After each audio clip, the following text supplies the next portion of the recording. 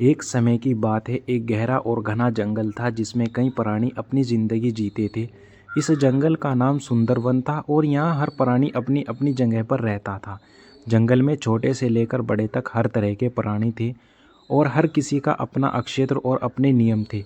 जंगल की रात में आवाज़ें सब कुछ बदल देती थी। आसपास के पेड़ों की सरसराहट और सावन की बूंदें जंगल को एक अजीब सी खुशबू में महका देती थी। लेकिन इस खूबसूरती के बीच एक मुश्किल भी थी। यह जंगल हर समय शिकारी और बचाव की कहानियों से घिरा रहता था। सुंदरवन का सबसे शक्तिशाली और खतरनाक प्राणी था शेर, जिसका नाम सुल्तान था। सुल्तान का इस जंगल पर राज था। उसने अपनी ताकत और खतरनाक प्रभाव से पूरे जंगल को अपने नियंत्रण में कर रखा था। शेर सुल्तान की सुनहरी फर उसकी ताकत और राज को और भी प्रभावशाली बनाती थी। उसका एक ही लक्ष्य था, अपनी सीमा में किसी और प्राणी को अपनी सत्ता का चुनौती देने का मौका ना देना। सुल्तान को यह पसंद नहीं था कि कोई भी उसकी सीमा में आकर उसकी सत्ता को चुनौती दे, लेकिन इसके बावजूद सुल्तान के दिल में एक छिपी कमजोरी थी। उसे अकेले रहना बहुत अच्छा लगता था और उसने कभी किसी से दोस्ती नहीं की थी। एक दिन एक शिकारी अपने दो दोस्तों के साथ सुंदर वन में घुस आया। उसका नाम राघव था। राघव एक अनुभवी शिकारी था और उसे हर तरह के शिकार का अनुभव था।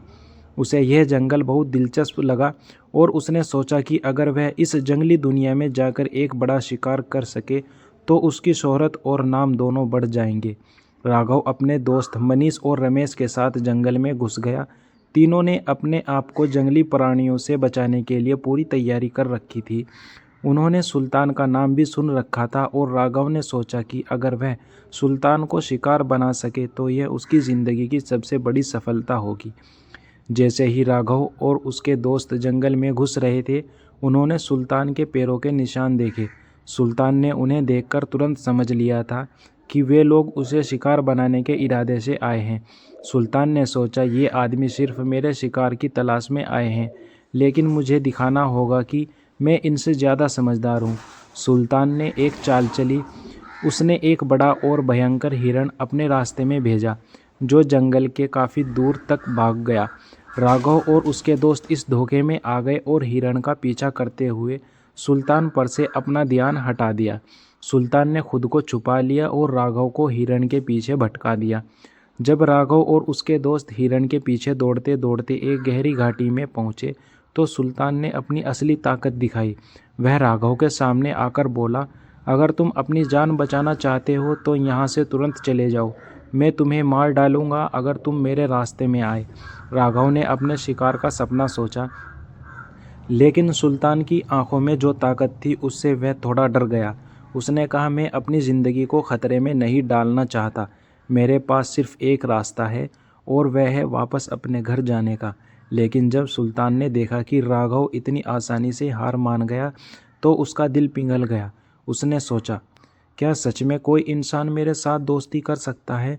सुल्तान ने राघव से कहा, तुम और तुम्हारे दोस्त मेरे लिए ख़तरनाक हो, लेकिन तुम में कुछ ऐसा है जो मुझे अपनी ताकत से ज़्यादा प्यारा लगता है। सुल्तान ने राघव को यह बताया कि अगर वह चाहे तो सुल्तान के साथ मिलकर जंगल के और अनजान रास्तों की खोज कर सकता है और एक दूसरे के साथ अपनी ज़िंदगी जी सकता है।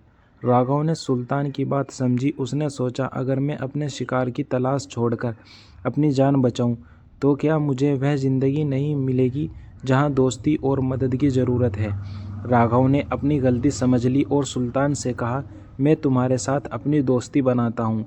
हम मिलकर जंगल के रखवाले बन सकते हैं। जैसे ही राघव और सुल्तान ने अपनी दोस्ती शुरू की, सुल्तान ने राघव को अपना असली राज बताया। मैं जंगल के रखवालों की भूमिका में हूँ, लेकिन एक समय था जब मैं भी शिकारी की तरह था। मेरे लिए हर जान कीमती थी, लेकिन कुछ साल पहले ऐसा पल आया जिसने मुझे मेरी गलतियाँ समझाई और मैंने खुद को बदल लिया। यह सुनकर राघव ने सुल्तान के राज को समझा और उससे कहा, तुमने जो बदलाव किया है वह सच में प्रशंसनीय है। हम दोनों मिलकर इस जंगली दुनिया को ऐसी जगह बना सकते हैं जहां इंसान और जानवर एक दूसरे की सीख सके। राघव ने अपने दोस्तों को सुल्तान के साथ दोस्ती करने के लिए मनाया। आज सुंदरवन में इंसान और जानवर मिलकर रह रहे हैं, एक दूसरे की मदद करते हुए और अपने अपने कामों में सफल होते हुए। सुल्तान और राघव की दोस्ती यही सिखाती है कि कभी कभी हमें अपनी पुरानी सोच को बदलना पड़ता है और नए तरीके से दुनिया को देखना पड़ता है।